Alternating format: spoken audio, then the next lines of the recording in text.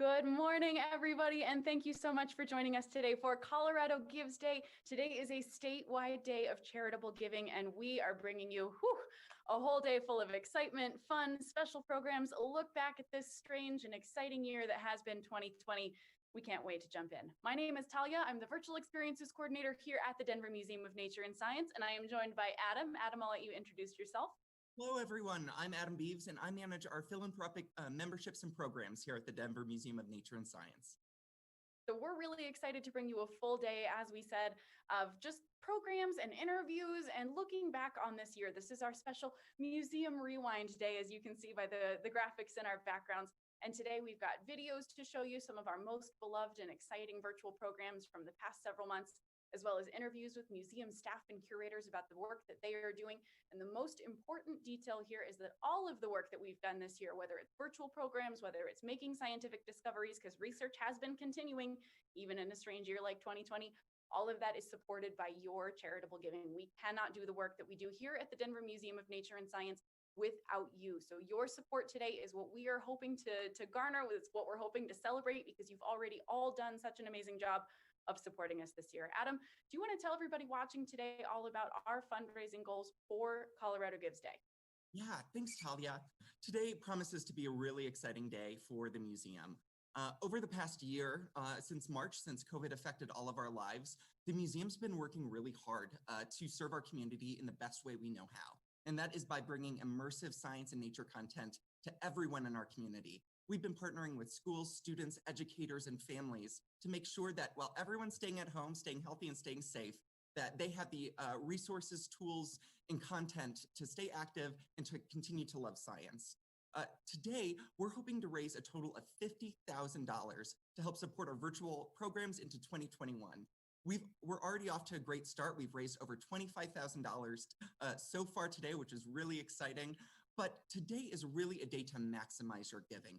As we come up against the end of the year, a lot of folks are looking to maximize their end of year tax-deductible donations. And today's an excellent day to do that. And let me tell you why. Because today and today only, you have the opportunity to have your donation matched by a generous supporter of the museum up to $10,000 on top of the Community First Foundation's Boost Incentive Fund. So there are two different components that are helping to maximize your donation today. And you can go and donate right now securely online at coloradogives.org/DMNS. Or to make it a little bit easier, you can text the keyword DMNS to 51555 to make a secure donation today. Perfect. So lots of great ways to donate and lots of great reasons to do so as well. And as we mentioned, we've got a full day ahead of showing you all kinds of fun stuff and good reasons, again, that you should support the Denver Museum of Nature and Science. Now, we do have a few of those things ready to go. As Adam mentioned a few minutes ago, when we shut down in March, we shut down, we were closed for a total of 100 days. We spent a lot of that time making sure that our community, whether that was families with young kids, families with older kids, kids at heart, students in their classrooms, students learning remotely, scientists, the public, everybody out there, science is for everyone. We spent a lot of time making sure that everyone, whether they were at home, had something that they could do in a way to stay connected to science and what we were doing here at the museum. So we have a few of our very, very favorite programs that we want to share with you this morning. We're going to take a look at a really incredible collaboration between several of our educator performers. They made a Rube Goldberg machine. And of course, in keeping with COVID safety, they did it in somehow a whole bunch of separate houses. So we'll take a look at that video in just a moment. As well, we'll learn how to make toast with science with our educator performer, Mitch. And we'll tell you about a fun and easy way for you to visit the museum. So let's take a look at those videos now. Thanks for being here today, everybody.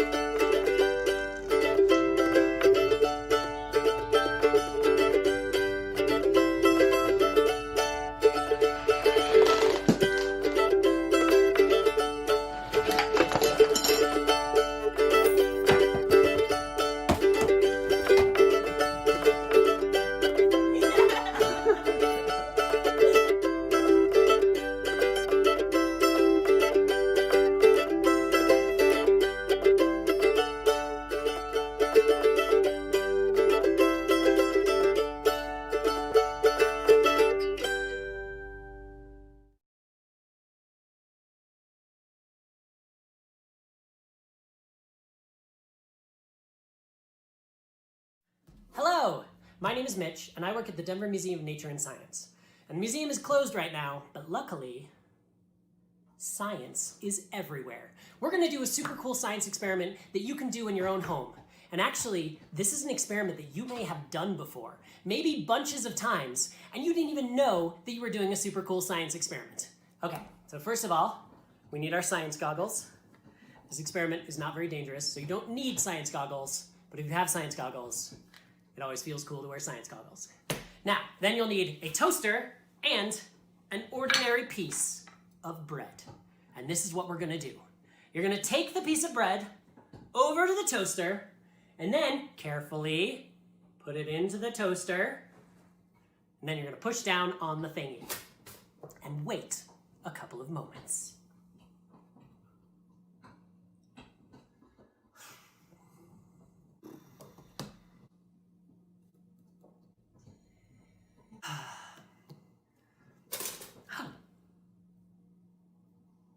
Ta-da! Our bread has transformed into toast. Now, I know what you might be thinking. You might be thinking, all you did was heat that bread up and burn it a little bit. And you're right, it is quite a lot warmer and a little bit burnt. But that's not all. Because if you've ever had toast, you've probably noticed, not only does it look different than bread, it also smells different. And it even tastes different. Bready. Toasty. And that's because this bread has actually changed on a molecular level. Now it's undergone a reaction which we call the Maillard reaction. Now I can imagine some of you are looking at this word and saying, that clearly says Maillard. But this word is French, and my sources tell me that in France, people pronounce this word Maillard. And it's not just a French word, it's a French person. This is Auguste Camille Maillard. And you see, over 100 years ago, in France, in the early 1910s, Louis Camille Maillard was going around and he was asking himself, I notice that when I make the toast, it looks different, and it smells different, and it even tastes different than the bread. And I am wondering, what is happening on the bread? And he figured it out. This is what he figured out. Bread is made up of a bunch of little tiny things called molecules. So many molecules. And among those molecules are sugar molecules, yum, and amino acids. Also yum. And these molecules in bread are just hanging out on the bread, just minding their own business. But when we put the bread in the toaster, we introduce heat. Now in this case, heat acts as a catalyst. A catalyst is something that comes along and makes something happen. Now this reaction is really complicated, but basically what happens is the sugars and amino acids are just hanging out on the bread, and the heat comes on, and they go like, whoa, whoa, whoa, and they break apart into little pieces, and then they recombine, and they form a whole bunch of new molecules. They form somewhere dozens of new molecules. Scientists are still working on the exact number, each of which is a different flavor and aroma. This bread actually underwent a massive transformation on the molecular level when it was in that toaster. Amazing. And it's not just toast. The Maillard reaction also happens if you've ever cooked a marshmallow or browned meat or even baked cookies. So if you bake cookies and you keep a little bit of the dough, and then at the end you taste the dough and you taste the cookie and you pay close attention to the difference in the smells and the flavors, then you have technically done a science experiment. So that's something you should probably do to expand your mind, is bake some cookies and eat them, because it's science. Now, this amazing reaction is why around here, my house, we don't call this little thing a toaster. We like to call it an amazing bread transmogrifier on a molecular level catalyst machine, fire emoji, smiley face emoji. I am not calling it that. What? Come on. Okay, fine. Around here, we call this thing a amino acid and sugar rearranger and recombiner into dozens of yummy flavor molecules and aroma molecules, super cool science fire box. Absolutely not. Around here, we call this thing the Maillard reaction chamber. Oh, fine. And now that you know all about the Maillard reaction, you too can take your bread pillars, boop, boop, boop, boop, boop, boop, and turn them into beautiful toastaflies. Ew, gross. It's not gross, it's nature. Thank you so much for watching my short little video. If you want to see some other cool videos of fun science you can do at home, check out the hashtag DMNS Science Party.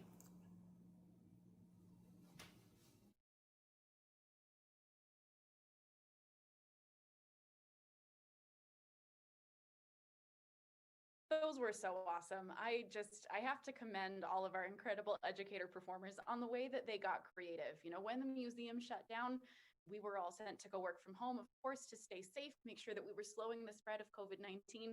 And while we were at home, we had to do science using the things that we had already in our houses. And that's exactly what we inspired a lot of our community members to do too. So maybe you, as you were hanging out at home, you watched some of these videos and you thought, I bet I could make a Rube Goldberg machine. Or you said, oh, I had toast for breakfast this morning, which means I had science for breakfast this morning. So huge, huge thank you to everyone who went in or whose creativity went into making those incredible videos, and to all of you who tried things at home. Now, before we show you one more thing, I do just want to give a quick shout out. We do have an audience watching on Facebook and YouTube today, and I've seen a lot of really wonderful comments come in. So we are going to be watching the stream throughout the day today. You have comments that you would like to share, if you have supported DMNS this year, and especially today on Colorado Gives Day, we want to hear why. So you can pop that in the comments at any time. So I just want to give a shout out to Desiree, who says, great job. Gwendolyn, who says, great job. Raven just left us a whole bunch of clapping emojis, which I'm going to assume means great job. And lots of other folks are watching and tuning in. So we're so grateful for all of you, everybody. We're so glad that you're here. Now, we have one more video to show you, and Adam, I think you're muted, so you might need to unmute yourself real quick. There we go. And now you're muted again. I don't know. Technology. So much fun. To hear your stories of why you're supporting the museum today, you can use the hashtag #MyMuseumBecause. We believe that this is your museum. It's for you, it's supported by you, and so we want to hear why the Denver Museum of Nature and Science is your museum, using the hashtag #MyMuseumBecause across social media channels. Also use hashtag #COGivesDay, hashtag DMNS. Very good. All right. Yeah, make sure you post today on social media to let people know why you support the Denver Museum of Nature and Science, and use all those fancy hashtags so that we can see them too, and maybe we'll even share them on our feeds. I don't know. One more video to show you today, and Mitch did mention in his video, we should note that this is from several months ago, before the museum reopened its doors to the public again in June. We are back open and are so excited to welcome you back. And in fact, visiting the museum has never before been easier with our e-card. Adam, is there anything that you'd like to say about the e-card before we roll that clip? I am. First of all, the e-card is something that's been developed by our amazing team of developers and engineers here at the museum. We're really lucky to have this type of capability here at our institution. It's something that other nonprofit organizations, museums, zoos across the country are looking at our e-card as a possible example of something they would like to try. So we're really lucky to have this brand new e-card. You can go to the Android or Apple store today to download it. It has a bunch of new features, from a brand new elf scavenger hunt to birthday day rewards to an easier way to share your tickets and to reserve your tickets, as well as upgrading and renewing your membership. So it's a one-stop shopping, so much easier, and it looks great. So we're really excited to have that and encourage you to check that out today. Roll that clip. Let's take a look.